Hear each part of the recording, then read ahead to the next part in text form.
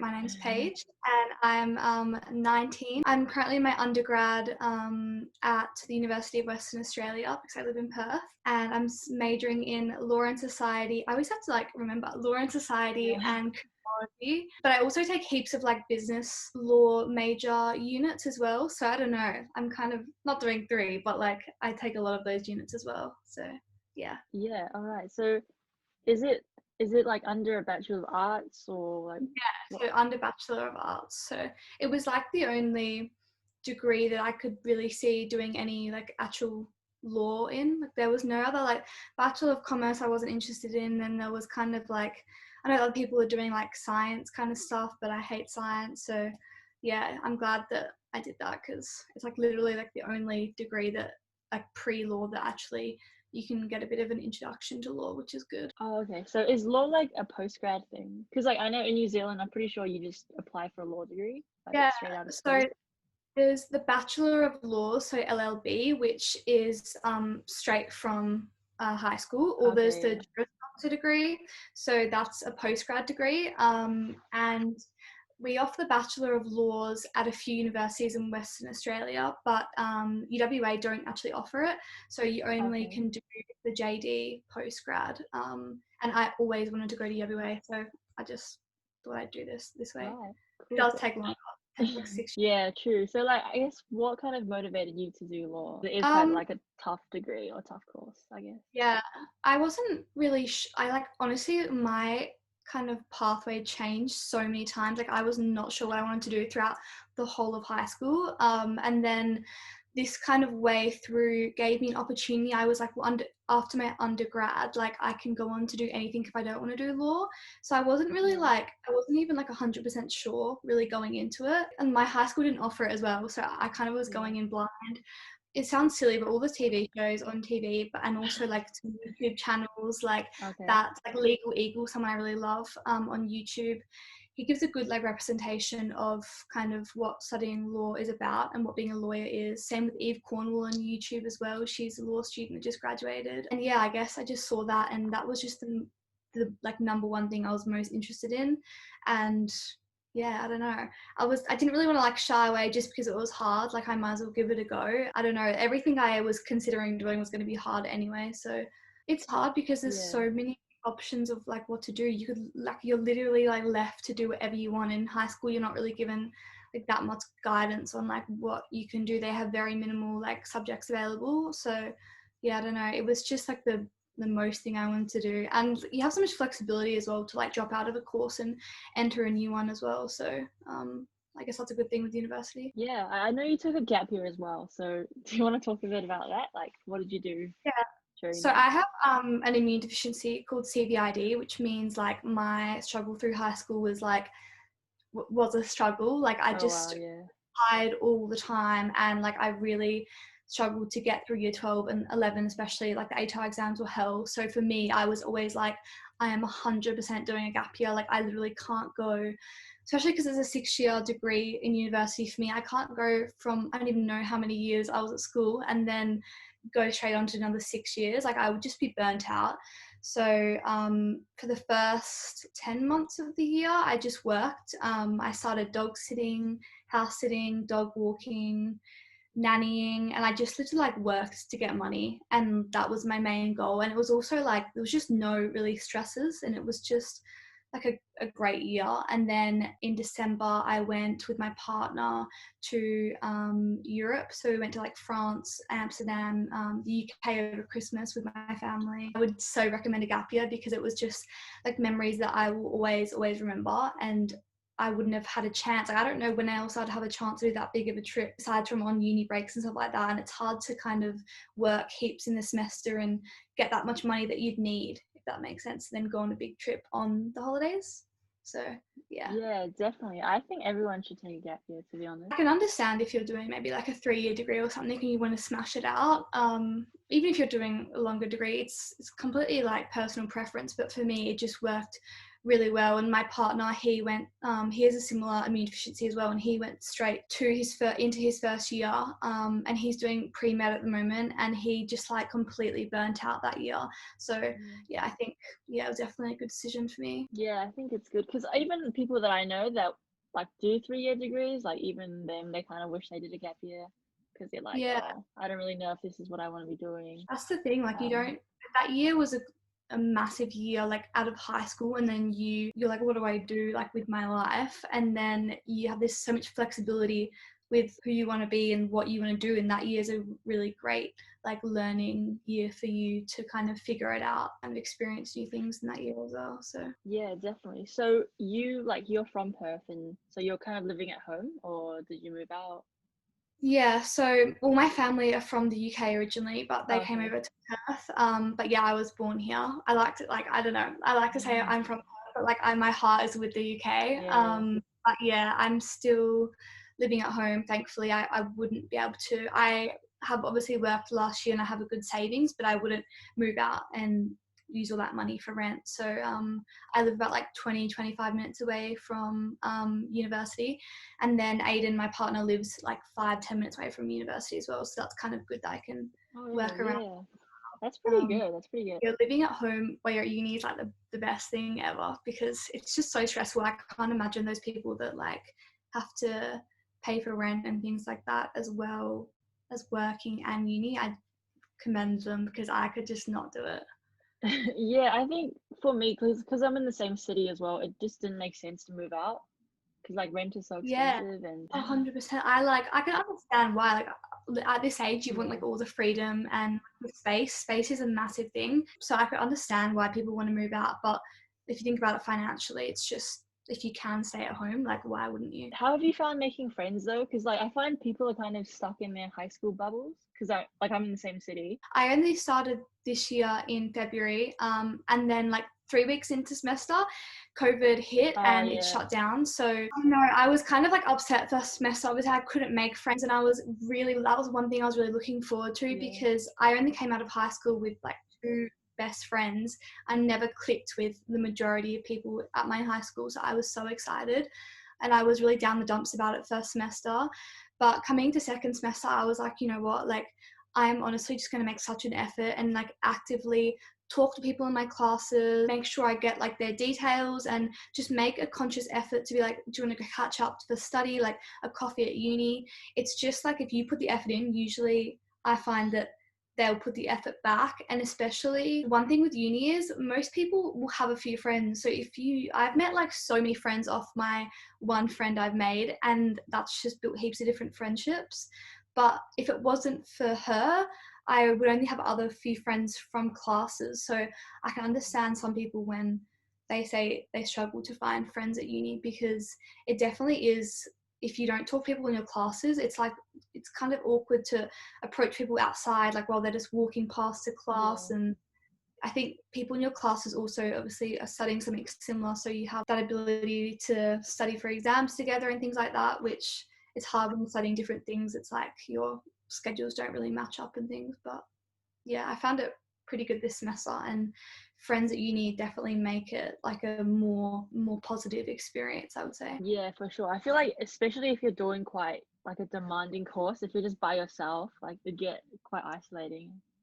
The amount of times like this semester, especially towards the end, where I've been like, guys, help me on this, and Yeah, I've messaged my friends, they've been like, oh, okay, this is the answer. yeah, And I'd be like, oh, thank God, because I would have no idea. And it's also just good to just like vent to people that are doing the same thing. Like you can talk like crap about the assignment and how bad it was. Like it's just that kind of like relief where people in your family and your friends and your partner just won't have that same understanding, because they're obviously studying something different. Or yeah, sure. So I was wondering, how do you do notes? Like, do you like use pen and paper, or do you like use it all on your laptop? yeah, so I do everything on my laptop, like literally everything. I Yeah, think the first time I used my notepad this semester was when I was studying for my forensics, and that was closed book. So I wanted to like memorize it and then like scribble stuff down that I remembered. But yeah, literally everything is on my Mac. Like I write notes on lectures on my Mac.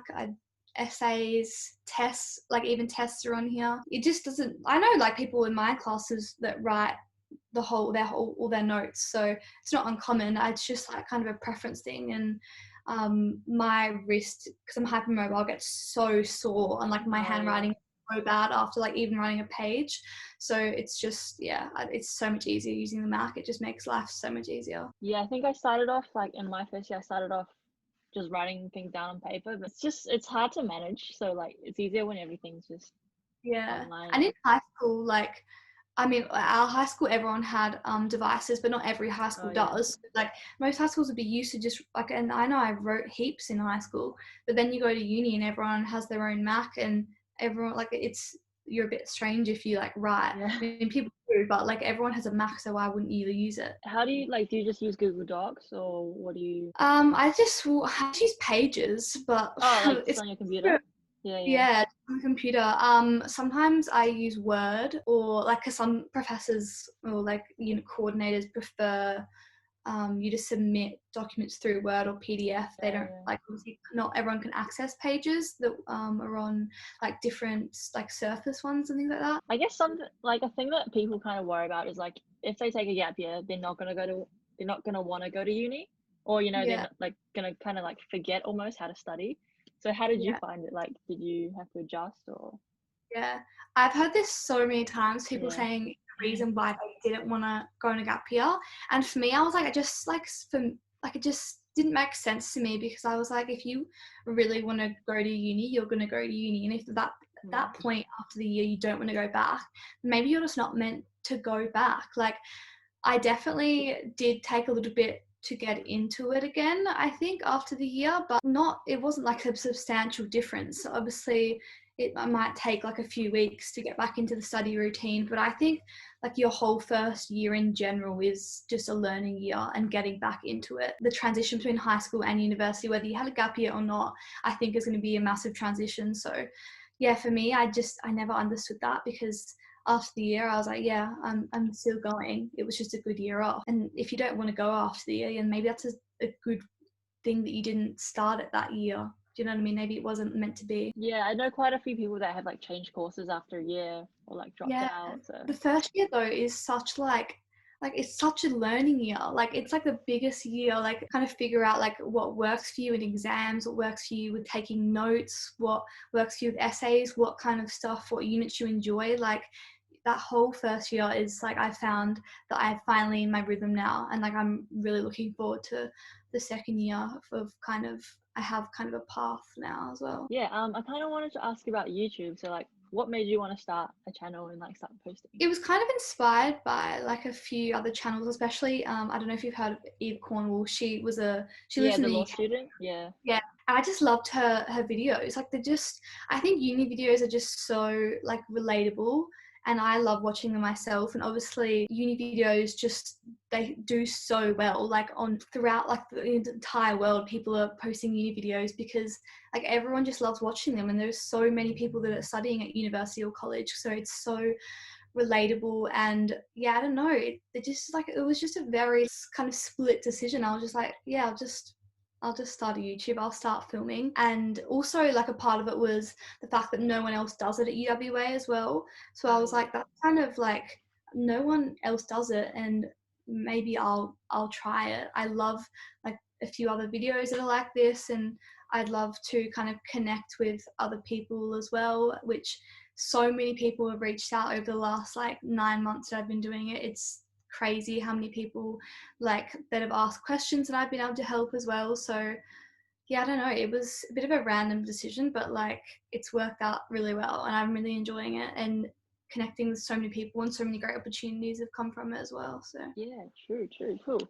I know you're also quite into fashion as well, so yeah. I guess your style's probably changed, but like, how would you describe your fashion style? I think the one word I'd use is like comfort. A massive part of fashion for me has always come from my mum. Like, she just dresses for comfort, and I've always admired how she dresses as well. She dresses super, super cool. Birkenstocks is a trend for so long. I literally been wearing Birkenstocks since I was like 2. So yeah, I don't know. I've just always really loved, I don't know, I think fashion is a bit of like an art, and I'm studying law, but I'm a very Yeah. creative person, and wearing something that makes me feel confident, I feel like that's a massive thing with fashion, is wearing something that makes you feel good and confident just makes you like It makes me so happy. I've always just loved the idea of putting different outfits together and yeah, kind of like street style type, like just comfy. I love winter because I love to wear like tracksuits and like big jackets and Yeah. coats. I just think that's such a cool style, especially it's very coming in at the moment. Everyone's wearing like those big coats and hoodie sets and things like that as well. So Do you have any like go-to brands or places that you like to do shopping? yeah, so I've been kind of in this transition of like some of the brands that I shop at aren't super sustainable, which is obviously a massive problem in today's day and age, Yeah. is climate change and something that I am like quite passionate about. But some of the brands that I love are Zara, ASOS, and I'd say Country Road would be the main three, which is I think it's just an Australian brand. Do you guys have Country Road over Yeah, there? we have it in New Yeah. Zealand as well. Yeah. So, but those are probably the three main brands. But for me, the thing is like I'll shop from those places, but I'll have the pieces for years and years and years. Like I don't buy new things really that often at all. And also the last place I also shop at is just like a little boutique in Subiaco, which is just near the city down in Perth. Just I don't think they even sell like to other places. They're in Perth, but yeah, it's nice to support local and the quality of the clothes are really, really amazing as well. Yeah, cool, cool. I think definitely quality is more important than quantity, right? Because you don't want to have 100%. just like a whole closet full of stuff that you're not gonna wear. Yeah, like I have to admit I do have a lot of clothes, Yeah. but I've had like the same stuff for a while. And as well I love thrifting. That's another thing that's not a store, but Yeah. like I love like this is thrifted for like $5-10 or something like that. I watch a lot of YouTubers that just get new stuff all the time and then they'll go on to sell it. And it's great that it's kind of getting rehomed, but I would never want to be like that kind of person that just gets so much clothes all the time and their wardrobe's forever changing. I feel like having some really good staple pieces is obviously sustainably good and financially good as well. Yeah, yeah, for sure. Also, like I know you're from Perth, which I've never been there, but it seems like quite a cool city. Do you have any favorite spots or like things you'd recommend people do, like if they want to visit? I think it's like one of the most like isolated places in the world. I'm pretty Yeah, I've sure. heard that. Yeah, which is good for us with COVID. We haven't literally had a Yeah. new like community transmission over 6 months or something. It's a super warm place. Everyone is Mm. like pretty chilled. Everyone that I know is super beachy. Like I live like 2 minutes from the beach. Everyone kind of like likes to surf, likes to go to the beach. Like swimming is a massive thing over here. For me, like I love Kings Park. Like I'm a massive like nature person kind of over the beach, I would say. Kings Park, although it's like obviously the most obvious place to go, is just beautiful. Like it's just such a beautiful view. And South Perth along the foreshore has an amazing view over the whole city, especially at night time. And across from Yubby Way as well has like the most amazing. You might have seen some of my videos. Like I always show the city and the water. So I'm thinking I might do like a Perth city guide or something because I feel like Yeah, that'd be cool. so many like spots that are just so beautiful and people might not know. It's kind of hard when you kind of look up, you go like Perth guide and you might see all of the basic places, but there's actually Yeah. some really beautiful little hidden spots in Perth and Freo as well. Freo is stunning, super like old and yeah, the buildings are just beautiful there. So it's a good place to live, especially at the moment as well. Life's literally completely back to normal, which is crazy to see that America's having like 200,000 cases or something over Yeah, the last. yeah. We have nightclubs open and nothing is like everything is the same here. So yeah, it's a pretty good place to live. Yeah, for sure. Most travel vlogs I see are from other travelers, but you don't see Mm, a lot of like locals making videos about their own city, if you know yeah, what I mean. that's like the main thing. I watched I don't know if you've heard of Elena Tabor. I don't know. She's from New Yeah. York. Did she Just, do like a backpacking trip in Europe? I think that's what yeah, I heard. yeah, Yeah. she did. She just posted a video and it was what she's doing is a series and she's getting, obviously she lives in New York and she's getting Yeah. a local from every borough and she's going to like walk around with them and get their favorite spots, which is like the biggest thing. If you have a local showing you around, like Yeah. that's the best way. You just will never experience a city like you will from a local's perspective because they've lived there all their lives. They know all the best spots. So yeah, that's why I feel like I would love to make a video because I don't think many people really even probably know about Perth. It's such a small place. Yeah.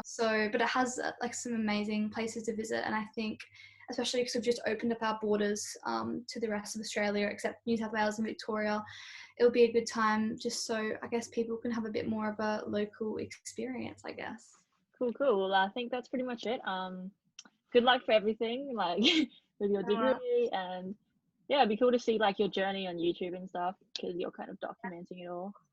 Yeah, thank you so much. It was great to talk So to you. yeah, no You're a worries. great interviewer. Thank you. I try. Yeah. Cool. Enjoy the rest of your day and yeah, Thank see you you. so much. Bye.